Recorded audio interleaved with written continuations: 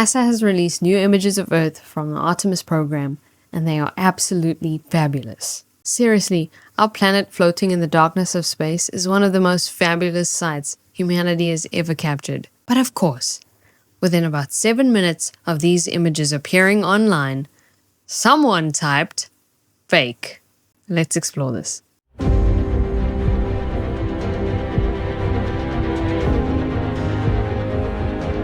Hello there, welcome to Star Stuff, where I help you breathe a sigh of relief, laugh, and think before hopping on whatever nonsense conspiracy train you're about to board.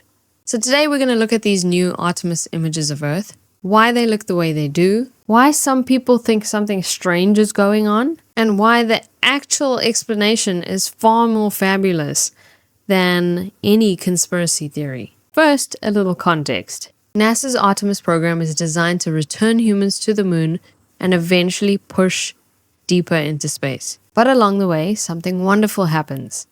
The spacecraft turns around and photographs Earth. And every time this happens, we get a reminder that our entire civilization, every city, every ocean, every forest, exists on one small blue world. A fabulous little planet drifting through an unimaginably large universe. Now, whenever NASA releases new space images, the internet reacts. Some people admire them, some people debate them, some people head straight to the comment section to announce that something suspicious is happening. Which brings us to a few fabulous examples of internet detective work. This comment says, "I don't see any stars." A classic response. Here's why. Cameras in space have to adjust their exposure, depending on what they're photographing. Earth is extremely bright compared to distant stars. So when the camera is set to capture a very bright planet, very faint stars disappear from the image. That's the same reason why you don't see stars in most daytime photos on Earth. Not because they aren't there, because the camera is busy making sure that Earth doesn't turn into one giant glowing blob, which I have to admit would be slightly less fabulous. The next one, Backlit Earth with the front side lit as well. Gotcha. You got us. This one actually gives us a chance to talk about something really cool. Earth has an atmosphere, and our atmosphere scatters sunlight. That backlight that you're seeing is sunlight from the sun, which is positioned behind the Earth from Orion's perspective. This creates the glowing blue ring, or limb, around the edge of the planet, which is actually sunlight being scattered through our atmosphere, which is pretty fabulous physics. Then on the front side, we have moonlight and Earth light. So the reason why we can see the dark side of Earth in such detail is primarily due to moonlight. The crew was traveling during a phase where the moon is providing significant illumination. It acts like a giant reflector, lighting up the Earth's clouds and oceans. The crew used high-sensitivity cameras, Nikon D5 and Z9, with long exposures to make this faint moonlight and city lighting look as bright as it does in the final photos. You can also see human activity.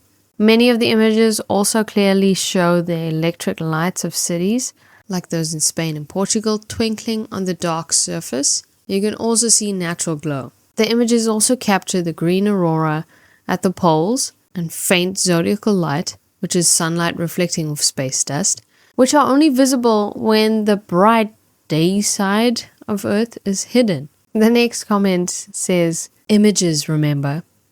They can't say photos because they aren't photos." Ooh, mysterious. Until you realize, scientists use the word image as a technical umbrella term. It can include photographs, infrared captures, scientific composites, and other types of observational data. So, image is just the broader scientific word, which means the real mystery here isn't really the wording. It's how the internet managed to turn a perfectly normal scientific term into a fabulous conspiracy theory.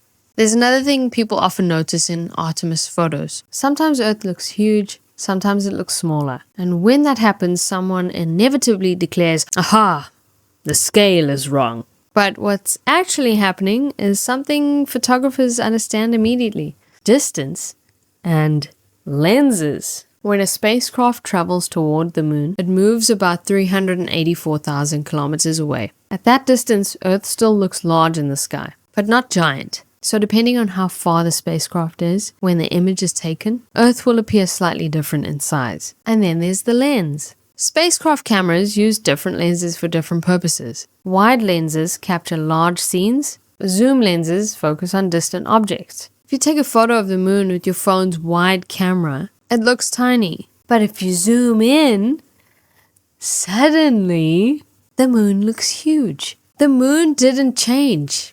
Your camera did, which is a fabulous demonstration of basic photography. Now, while the Artemis spacecraft is traveling all the way to the moon, there's another question that people sometimes ask that I want to address. How does NASA actually talk to the astronauts? Because sending humans hundreds of thousands of kilometers away from Earth is impressive. Being able to communicate with them the entire time is equally incredible. And NASA has a pretty fabulous system for doing this. The first piece of the puzzle is something called the Deep Space Network, or the DSN. This is a global system of massive radio antennas located in 3 places on Earth: California, Spain, and Australia. These antennas are enormous. Some of them are 70 meters wide, and they constantly listen for signals from spacecraft across the solar system. So while the Orion spacecraft is carrying the Artemis 2 crew traveling toward the moon, those antennas track it and relay communication between the astronauts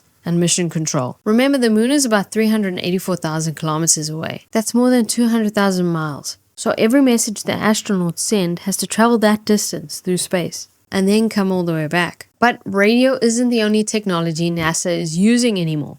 Artemis missions have been testing something called O2O, which stands for Orion Artemis 2 Optical Communication System. And instead of radio waves, the system uses lasers. Laser communication can send far more data than traditional radio, which means NASA can transmit things like high-definition video, large data files, and even 4K imagery across the enormous distance between the Earth and the spacecraft, which is honestly a pretty fabulous upgrade from the early days of spaceflight. So most of the time, the Orion capsule can maintain a near continuous connection with Earth. Mission Control can talk with the astronauts, receive data from the spacecraft, and monitor everything happening on board. But there's one moment where communication will temporarily disappear. That's during lunar blackout. When the spacecraft travels behind the moon during its orbit, the moon itself blocks the radio signal. So for about 45 minutes, the crew experiences communications blackout.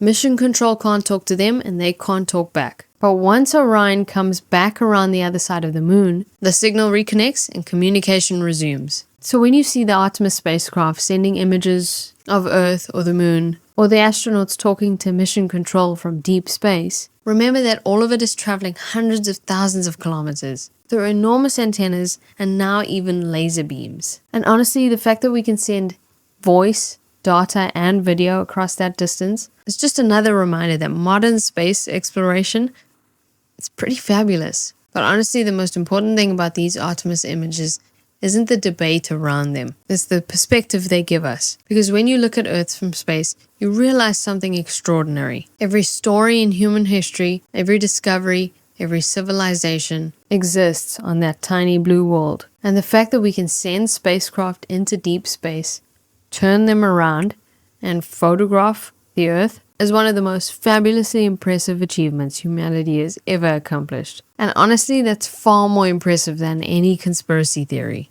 Thank you so much for watching. If you enjoyed this video and you now feel enlightened by it, please like and subscribe and share it with someone who's confused about it all. Let me know in the comments what you think. Cool beans!